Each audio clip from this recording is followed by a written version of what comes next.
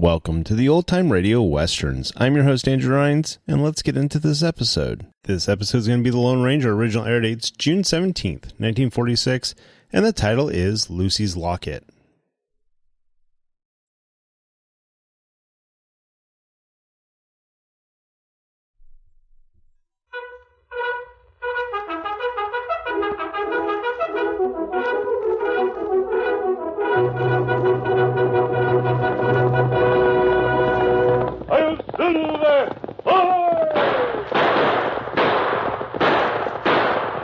Fiery horse with the speed of light, a cloud of dust, and a hearty hi-yo, Silver, the Lone Ranger.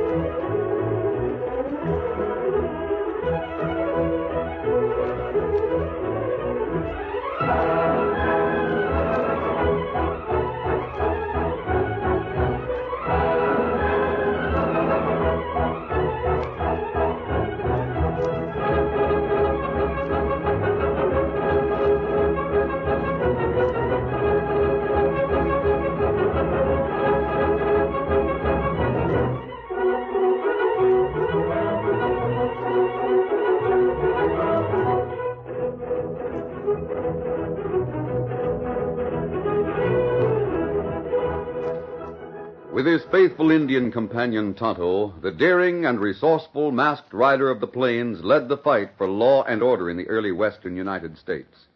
Nowhere in the pages of history can one find a greater champion of justice. Return with us now to those thrilling days of yesteryear. From out of the past come the thundering hoofbeats of the great horse Silver. The Lone Ranger rides again. Come on, Silver! Let's go, big fellow! I'm Silver! Away!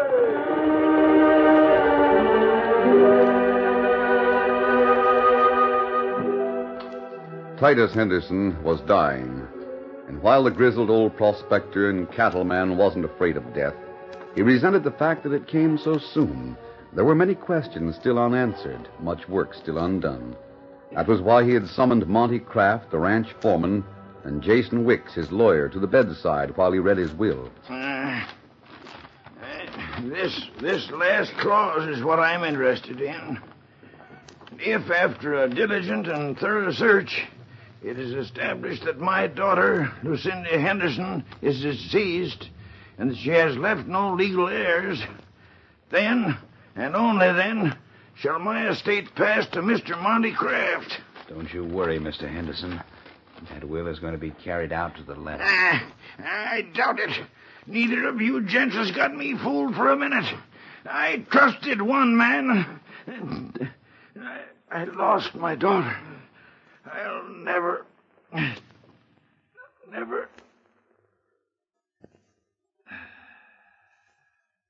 Mr. Henderson. Henderson. Is he dead? Yes, I'm afraid so. I'll go out and tell the doctor that... Wait a minute. There's plenty of time for that. What about the old geezer's will? You read it. All they have to do is prove that his daughter is dead, that she left no heirs. That's easy. If we couldn't find after searching this long, she's dead. The only catch is a gent named Brett Fargo. I told you where I traced Fargo. He's doing 25 years in territorial prison down south. He's out of the way for... That's not enough. We've got to make sure he's out of the way for good. How? There's a law against walking into prison and killing a man. You won't have to do it personally. I won't? What do you mean? I'll tell you later. You better get your grip packed. You're heading south tomorrow.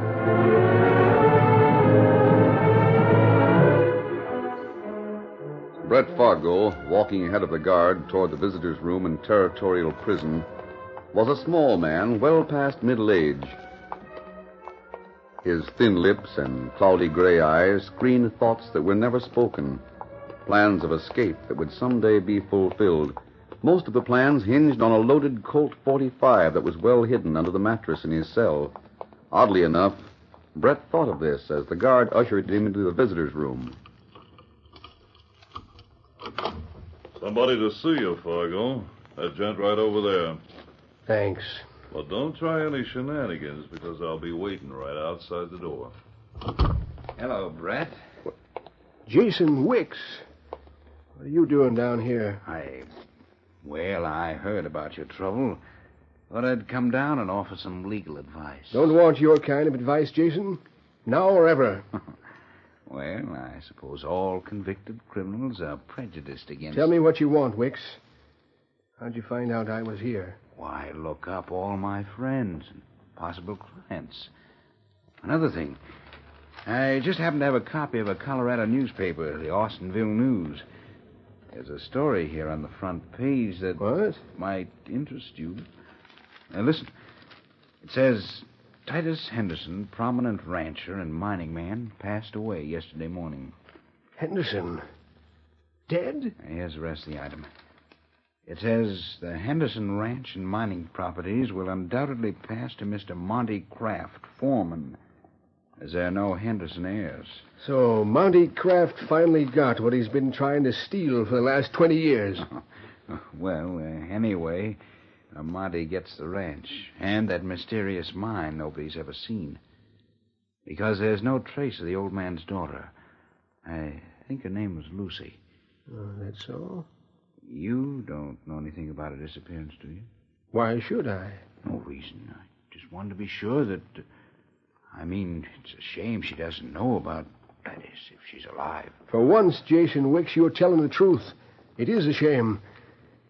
If I were out of here... You'll be getting out, Brett, won't you? Someday? Sure. About 10 years? Too bad. I was just about to suggest a plan to make it sooner than that. What kind of a plan? Tonight. What? How? I bought off the guard. You'll open your cell at midnight. You'll find a rope hanging over the wall at the end of the yard. How about a getaway? It's all arranged. I'll be waiting for you outside the wall. I don't know why you're doing this, Jason, but I'll play along. Good. By the way, you don't have a gun, do you? Why, well, no, of course not. The guard will slip you one. Understand?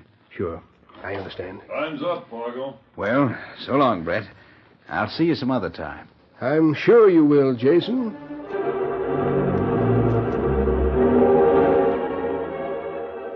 At midnight, the door to Brett Fargo's cell was unlocked, and a guard pressed a gun into his hand. He kept his own gun, the one he had kept hidden for so long, beneath his shirt.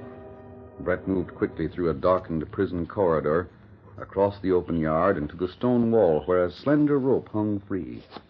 A few moments later, he had climbed the wall, and he paused to catch his breath and jumped into total darkness.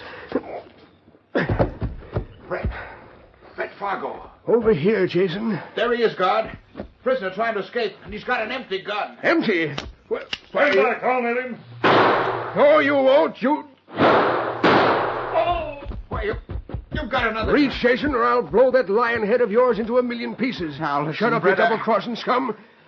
I don't know why you tried this, you and Monty Kraft, but I've got a good hunch, so I'm going to play it. Oh, I didn't I know want to plug you, but I don't want a murder charge against me. So this'll have to do.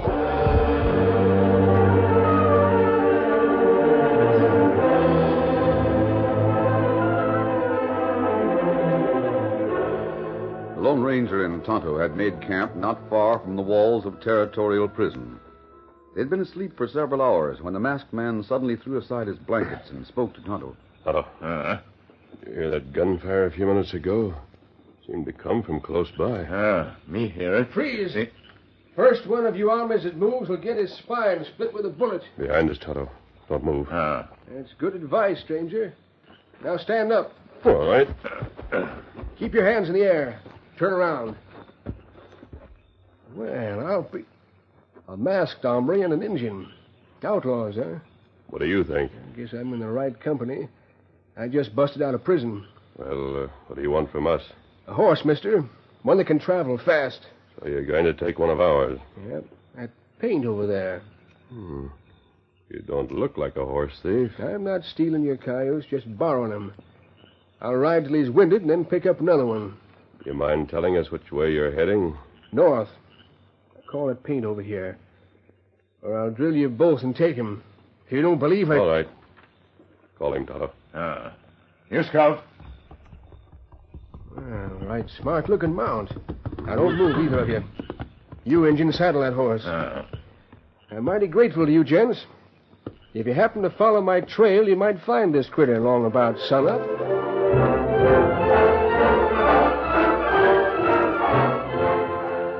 For hours, the Lone Ranger and Tonto, riding double on Silver, trailed the outlaw who had stolen Scout. About an hour after sunrise, they reached the outskirts of a small town. Tonto was the first to sight what they were looking for. Kimasabi. Hey, Scout. Him wait. Yes, you're right. Oh, Silver, hold on. Oh. Scout plenty tired. That hard right. Right there, Silver. Both the horses are tired, Tonto. They overheard a few hours and hit the trail again. Crook leave horse, just like him say. Yes, he kept his promise. That's what puzzles me. We're going to follow that man, Tonto, no matter how far north he goes.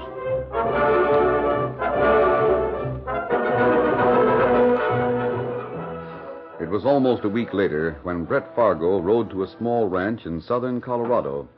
He was dead tired from many hours on the trail, but his eyes brightened when the door of the ranch house was opened by a very pretty girl. Dad? Where in the world did you... Oh, Dad. Lucy, honey. Thank heaven you're safe. Why, of course I'm safe. But where'd you come from? South, down in the territory. Dad, in your last letter, it was a long time ago, you said you might go to South America or someplace like that, and that you might not be back for... Yes, I know, Lucy. That wasn't the truth. Not that... Come on inside, Dad. You must be tired. Here, sit in this big chair. Yes. I don't know how to start. Start what? Lucy, I want to tell you a story about a crazy old cowpoke who was working on a mountain ranch here in Colorado about 20 years ago. All right. Who was this crazy cowpoke? I'll get to that. This fella wasn't very smart. He had a fight with his boss, so for revenge, he took the boss's motherless little kid and hightailed it. You mean he ran away with a baby? Yeah. Who was the man that did that? Me. Dad, you mean you're... Yeah, and I'm sure not proud of what I've done. The scheme kind of backfired on me anyway. I thought I was hurting my ex-boss. But right from the first, I raised the kid. The little jigger sort of got a hold of my heart. She called me Dad. But I'm the only one... You mean I was the... That's right, Lucy. You were that little girl. If... I mean, then who's my real father? A man named Titus Henderson. But he's dead. Died last week on his ranch over on the western slope. Your right name isn't Fargo, like mine. It's Henderson. Lucy Henderson. Henderson. I don't care. I like Lucy Fargo better. Besides, you're the only Dad I've ever known. I don't want to change. You don't understand, Lucy. I'm a crook. I've been in territorial prison down south. I broke out the minute I heard that Titus was dead and that you might be... I don't care what you've been or what you are. You're my dad, and you'll always be. I don't deserve... Lucy, honey, tell me, do you still have that little baby locket that you used to wear? The locket? Oh, of course. Here it is, around my neck. I've always worn it. Remember how you used to tell me it was a magic locket? It is magic, Lucy. More than you know.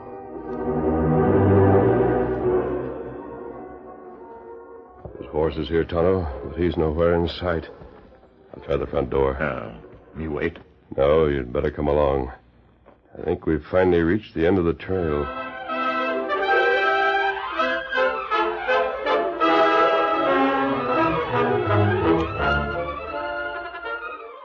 The curtain falls on the first act of our Lone Ranger story.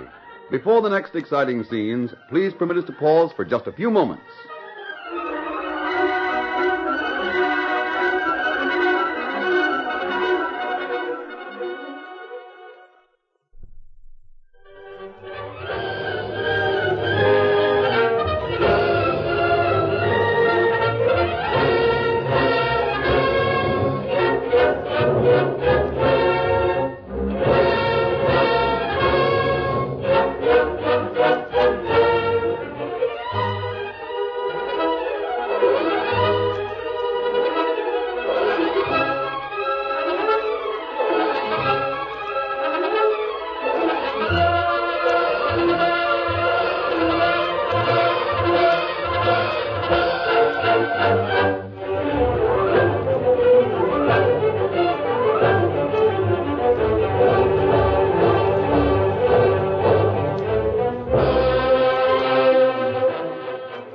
Now to continue our story.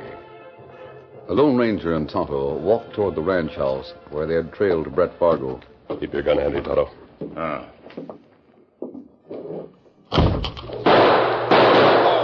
Hand! Must have caught a slug in my hand. You're not hurt. My bullet just knocked down your gun. Keep him covered, Tonto. Dad!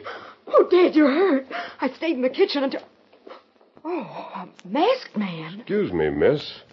I expected a surprise, but not a woman. Outlaws busting into a man's You were house. trying to kill me, but you shot too high. What do you want? You a lawman? No. Look here, stranger. I'm not going to You're going to talk, and talk fast. All right. I'll tell you what it's all about. My name is Brett Fargo. The girl here is Lucy. Lucy Henderson.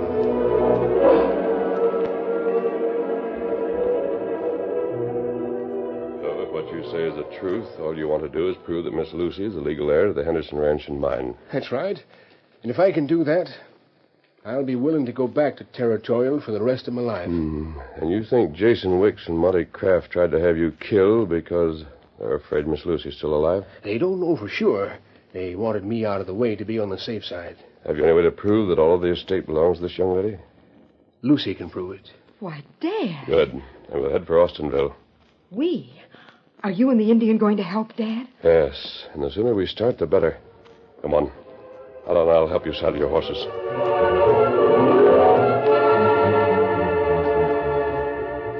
It was late the following afternoon on the rocky bank of a winding mountain stream that was part of the Henderson Ranch when Monty Kraft's patience began to wear thin. All right, Jason. Fetch another bucket of that gravel out of the pit. We'll run it through the rocker. We don't seem to be getting anywhere, Monty. This pit can't be the old man's placer mine. We've washed almost a ton of this stuff. Not a speck of gold so far. If you ask me, Titus's gold mine story is just that. Story. No one ever really saw He it. got gold from somewhere. He bought plenty of land. Stocked with first-class beef. You heard what he said before he died. I tell you, Monty, we're wasting our time. Shut up. You can't tell me anything. You haven't done your part of this job yet. What do you mean? Well, for all we know, Brett Fargo's got that Henderson girl hidden out someplace. I don't believe it. Well, I do. And you were going to have Fargo killed so he couldn't get to the girl. I did frame it, Monty, but... Yeah? All you did was break the hombre out of prison. How did I know he'd have his own... And right now it's a good bet he's on the prod. Headed this way. Brett Fargo can't do anything. He did plenty to you. Unless you're lying.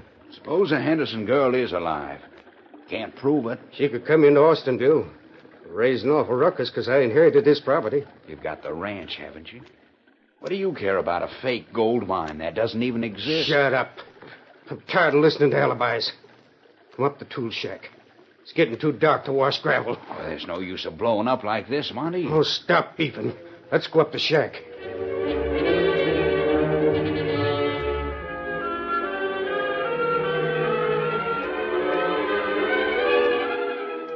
A A few moments later, 4 riders guided their mounts through a mountain pass that marked one boundary of the Henderson Ranch. The Lone Ranger was in the lead. Brett Fargo and Lucy followed, and Tonto brought up the rear. Brett Fargo brought his horse to a halt. He dismounted quickly. The others followed suit. Right there, Silver. Well, here we are. This is it. What, Dad? What are you talking about? The mine. Follow me and I'll show you. Here's an open pit that looks like a placer mine. Oh, this is nothing but a common gravel pit. Titus and I used to... Evidently, someone thinks it's a placer mine. There's a sluice box and rocker down by the creek. Well, I'll be... Monty Kraft. He must have been up here. Jason Wicks, too, if he ever got over that punch in the jaw I gave him. If this isn't a gold mine, where is it, Brett? Dad, are you sure See that little tool shed across the canyon? Yes. That's an odd place to put a tool shed. How do you reach it? Cable car and bucket. Oh. We rigged up a block and tackle outfit so as we could get... Oh, yes. I see the cable now. Is the mine over there? See, I was working for Titus when he staked this claim. He wanted to keep the whole thing a secret, so we figured out a scheme. I don't understand. Then, when you was just a little tyke, Lucy, he decided to put the mine in your name. So he had a deed drawn up and gave it to you. You've carried it with you ever since. Carried it with me? That's impossible. If I was too small to remember my father, how could The answer is simple, Lucy. That's from the other side, the tool shed. Monty Kraft. Oh. We better keep down. Kimasabi, that shot come from pass. Brett, is there any other way off this clearing? Just the cable and the trail through the pass where we came in. Those are both covered. They're shooting over our heads now, but if they drop their fire, we're trapped. Not as long as I can sling lead with this 45. Wait. You'll only show them exactly where we are. Low down skunk. No, Brett. Don't stand up. If they're in that shack across the canyon, they can see every move you make. I'm going to show them right now. Dad, you're... No, don't move. You'll make the same mistake he did. Oh, but he's been wounded. Wait, I'll try to reach him. Pull him back behind this rock. Lucy. Dad. Do what you can for him.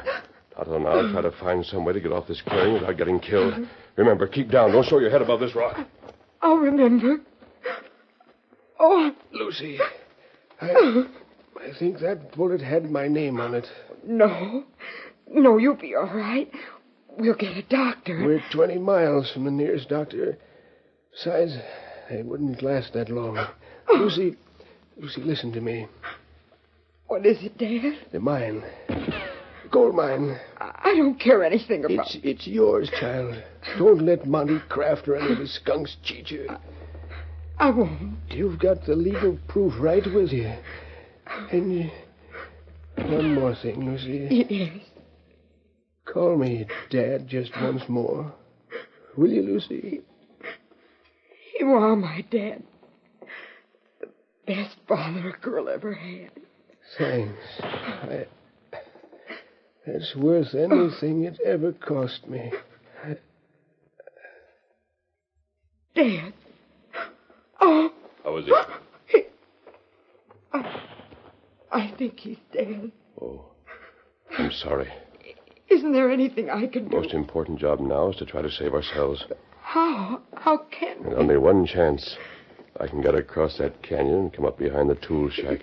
You heard what Dad said. The cable is the only way across. No, it isn't. Tonto. Wait here with Miss Lucy, Tonto. I'm going to try a long shot. Me do it. What do you mean, long shot? Ask my horse to do the impossible. Wait here and keep out of sight. The masked man bent low and ran zigzag fashion across the open clearing. Flying lead missed him by inches, but he finally reached the large rock behind which Silver was waiting. He mounted the great white stallion quickly and spoke in a low voice. Steady, big fella. That's up to us, Silver. I mean, it's up to you. That's a 15-foot jump across the gorge. Can we make it?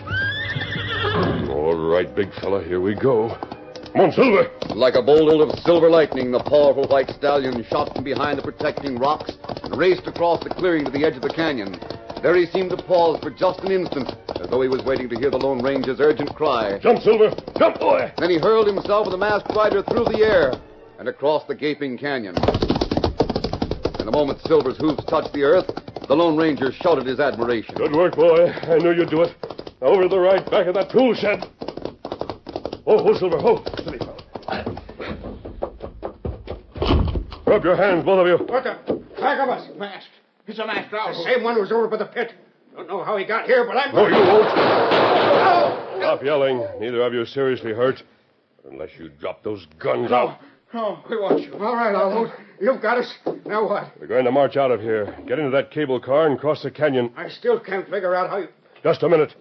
Before we leave this shack, I want one of you to stomp on the floor as hard as you can. Stomp on the... Are you loco? You'd better do what I say or... And what's the idea of this? That's enough. Sounds rather hollow, doesn't it? For a shack that's apparently built on solid rock. So what? You wouldn't understand. Even if you did, it wouldn't do you any good. Get moving. Both of you.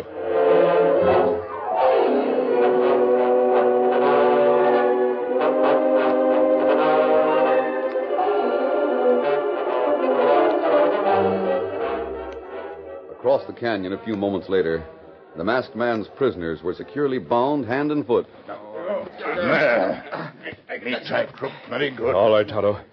I'll go back to the cable, get Silver, and ride into Austinville and get the sheriff. You wait here with Miss Lucy. I still can't understand what this is all about. Dad, Brett, died trying to protect what he thought was a gold mine. But there's no mine here. I think I know at least part of the answer, Miss Lucy. Walk over toward my horse with me. See, the mine isn't on this side of the canyon. It's over there, underneath an old tool shed. Underneath? I'm sure of it. I think there's a vertical shaft sunk beneath the shed.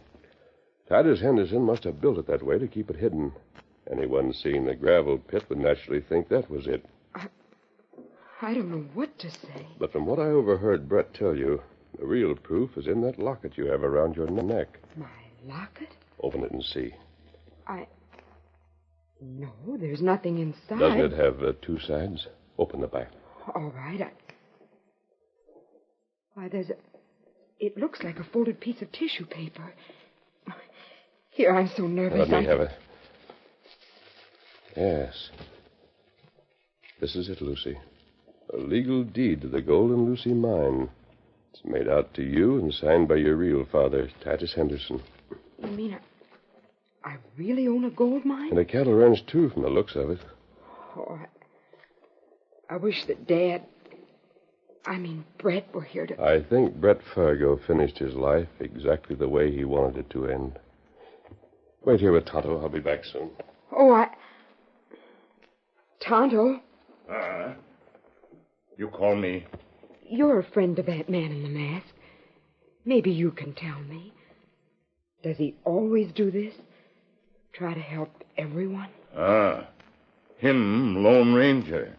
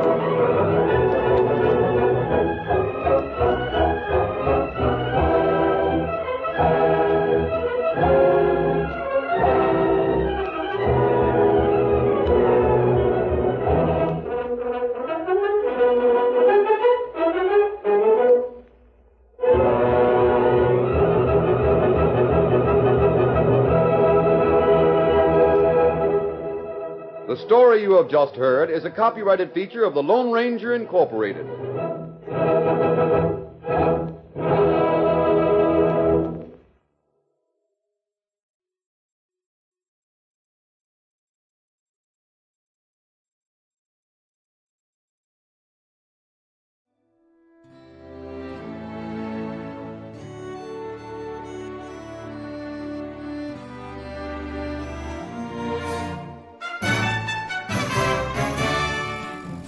This has been a presentation of OTRWesterns.com, and we hope you enjoyed. Please take some time to like and rate our shows in your favorite podcast application. Follow us on Facebook by going to OTRWesterns.com/Facebook. Subscribe to our YouTube channel by going to OTRWesterns.com/YouTube. And send us an email, podcast@OTRWesterns.com. You can call and leave us a voicemail, 707-986-8739. This episode is copyright under the Attribution Non-Commercial Share-alike copyright. For more information, go to OTRWesterns.com/copyright. Have a great day, and thanks for listening.